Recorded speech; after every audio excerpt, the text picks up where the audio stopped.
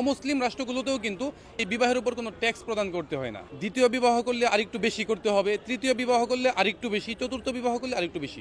বিবাহের উপর কর আরোপ সম্পর্কে তারা বিবাহের উপর কর আরোপ করেছিল, এটার প্রতিবাদে এবং এই আইন যেন বাতিল করা হয় সেজন্য আমরা আজকে একটি কর্মসূচি দিয়েছি বিকাল 4টায় প্রেস ক্লাবে। তো এই সম্পর্কে আমি একটু বলতে চাই। দেখেন, আমরা মুসলমান, বিবাহ আমাদের একটি ইবাদত। এটা শ্রেণীভেদে কারোর জন্য ফরজ, কারোর জন্য ওয়াজিব, কারোর জন্য সুন্নত। তো সেই ক্ষেত্রে যেহেতু একটা ইবাদত, একটা মুসলমান রাষ্ট্র, সেই দেশে ইবাদতের উপর কর বা ট্যাক্স প্রদান করা, এটার আরোপ করা, সেটা সম্পূর্ণ ইসলাম বিরোধী একটি কাজ।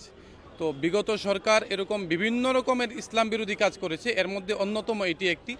যেহেতু বিভিন্ন শ্রেণী পেশার মানুষ এখানে জড়িত, তারা এই জিনিসটা অনবগত, হয়তো বা সচেতন না, তারা জানে না, কিন্তু একটি মুসলমানের দেশে এভাবে কর আরোপ করা এটা ইসলাম বিরোধী কাজ। এজন্য আমি মনে করি যে বিগত যেই সরকার বিভিন্ন বিদেশি প্রেসক্রিপশনে তারা চলেছে, বিভিন্ন রকমের আইন করেছে যেটা জনগণ বিরোধী, এটা ইতিমধ্যে স্টাবলিশড।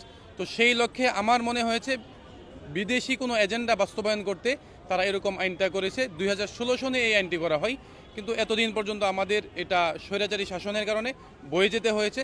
আমরা মনে করি স্বাধীনতা উত্তর বাংলাদেশে 24 গণঅভ্যুত্থান পরবর্তী বাংলাদেশে এই আইন বাংলাদেশে থাকতে পারে না, এবং এই আইন অনতি বিলম্বে সরকার যেন রহিত করে, সেজন্য আজকে আমাদের এই আয়োজন। পুরো বিষয়টার উপর প্রথম বিবাহ যদি কেউ করতে চায় তাহলে তার উপরেও কিন্তু ট্যাক্স প্রদান করতে হবে। দ্বিতীয় বিবাহ করলে আরেকটু বেশি করতে হবে, তৃতীয় বিবাহ করলে আরেকটু বেশি, চতুর্থ বিবাহ করলে আরেকটু বেশি।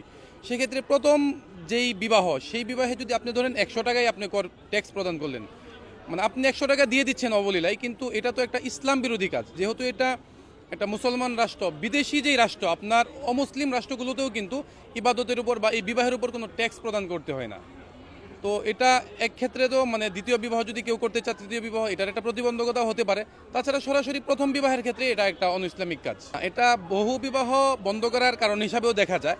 আবার আমি যেটা বললাম, পাশাপাশি প্রথম বিবাহের ক্ষেত্রে কিন্তু আপনাকে ট্যাক্স দিতে হচ্ছে। যদি এমন হতো যে দ্বিতীয় বিবাহের ক্ষেত্রে, তৃতীয় বিবাহের ক্ষেত্রে, তাহলে এটা ধরা যেত। তো এটা পুরো জিনিসটাই একটা অনইসলামিক কাজ বা ইসলাম বিরোধী কাজ বলতে পারি।